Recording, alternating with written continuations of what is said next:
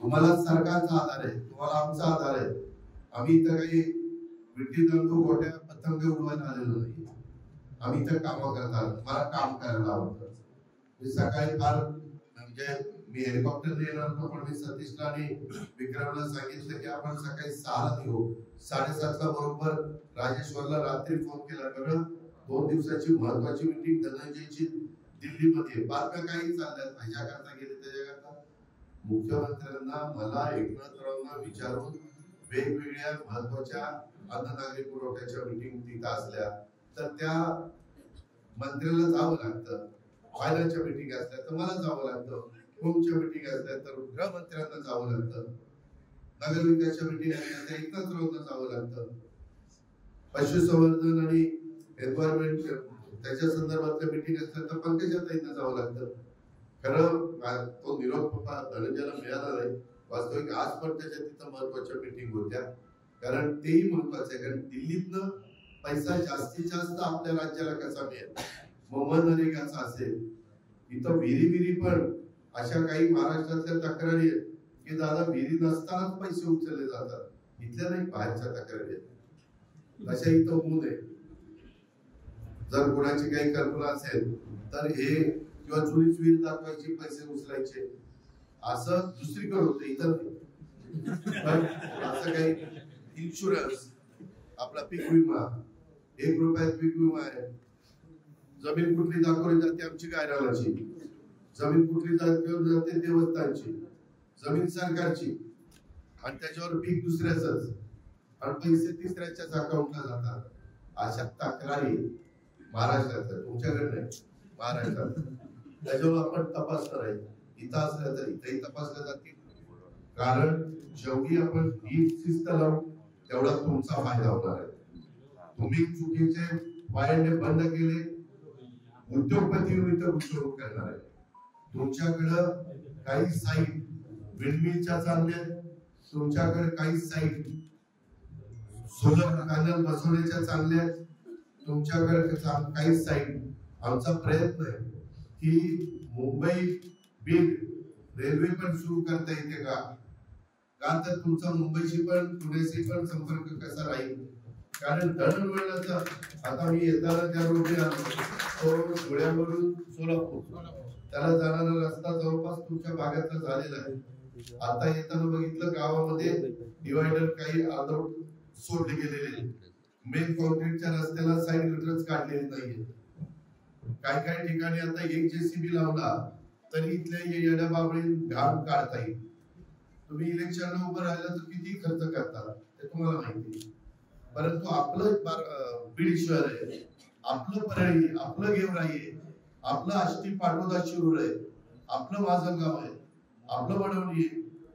त्या आपलेपणाची भावना का तुमच्या मनामध्ये येत नाही? आणि त्याच्यातनं ईर्ष्या लावणार किंवा परळीच्या जास्त चांगलं काम होतंय का, बीड शहराचं होतंय का, गेवराईचं होतंय का, आष्टी पाटोदा का माझगावचं होतंय का, केमचं होतंय, आंबेजोगाईचं होतंय. अशा चांगल्या प्रकारच्या स्पर्धा कुठं कामाची क्वालिटी चांगली आहे, कुठं काय आहे. आणि बरेच जण आता काय व्हायला लागले, आता सत्ता आली आमच्याकडे 5 वर्षाकरता, लोकांना कळलेलं हौसे नवसे गौसे आता मला येऊन फार भेटायला लागले. लोकसभेला 3रीकडे होते, विधानसभेला 4थीकडे होते. काय दादा मी तुमचाच तेव्हा कुठे गेला होता, नाही दादा मी युतीचा. युतीच्या वेळेस उमेदवाराला विरोध काय केला?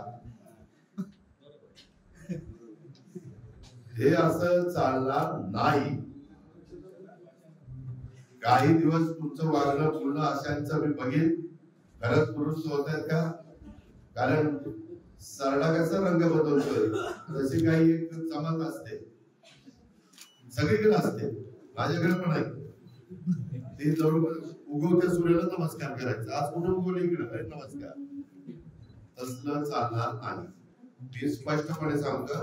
परत राजेश्वर मी तुझ्या देखत सांगतोय, लोकप्रतिनिधींच्या देखत सांगतोय, उद्याच्याला परत कुणी आलं नाही दादा एवढ्या वेळेस पांघरून आला, पांघरून फाटून गेले माझं, एवढ्या वेळेस पदरच राहिला नाही आम्हाला. असलं अजिबात चालणार नाही. तुम्ही तुमच्या कार्यकर्त्यांना पण खाली सांगा, नको बाबा, आता उगीच आपलं स्वतःसारखं सरळ वागूया, चांगलं वागा, मी तुमच्या मागे पूर्ण ताकद उभी करेन. तुम्हाला कुणाला मी थोडासा राष्ट्रवादीचा जो कार्यकर्ता काम मी बघणार आहे की राजेश्वर यांनी किती नोंदणी केलेली आहे. राष्ट्रवादीच्या कार्यकर्त्यांनी नोंदणी केल्याशिवाय माझ्याकडे येऊच नका. आणि इतर पक्षाला मला तो सांगायचा अधिकार नाही. भाजपच्या आल्यावर ते युती म्हणून मला त्यांचंही काम करावं लागेल, शिवसेनेचे म्हणून त्यांचंही काम करावं लागेल. आणि कॉमन मॅन त्यांचा राजकारणाशी संबंध आहे. ते कागद वाचल्यावर लक्षात येतं की काय त्या पद्धतीनं. पण संघटनेच्या कार्यकर्त्यांनी मी जसं सकाळी लवकर उठून कामाला लागतो आणि उशिरापर्यंत काम करतो आणि भावना चांगली असते, त्या पद्धतीनं तुम्ही पण मला साथ द्या, तुम्ही पण मला सहकार्य करा. आणि बीड जिल्ह्याच्या बद्दल जी आज बदनामी काही जण सातत्याने प्रिंट मीडियामध्ये, इलेक्ट्रॉनिक मीडियामध्ये करताय, ते आपल्याला सगळ्यांना पुसायचंय.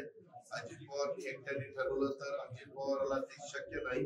त्याला तुमच्या सारख्या जीवाभावाच्या सहकार्याची साथ लागेल, इथल्या एनजीओची साथ लागेल, इथल्या जनतेची साथ लागेल, इथल्या वेगवेगळ्या घटकामध्ये काम करत असणाऱ्या सर्व मान्यवरांची त्या ठिकाणी साथ लागेल. ती साथ द्या. इथं आल्यानंतर आपण जे प्रेमाने स्वागत केलं त्याबद्दल आपल्याला सगळ्यांना धन्यवाद. आपले सगळ्यांचे आभार. आता 6 वाजता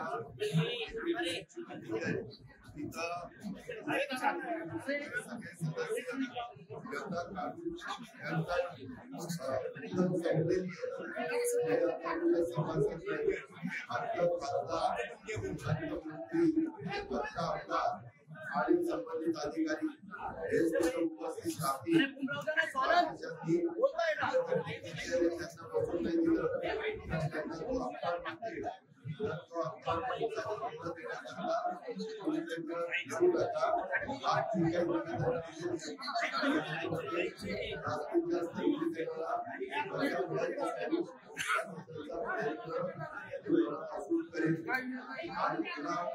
स्वागत केलेला धन्यवाद.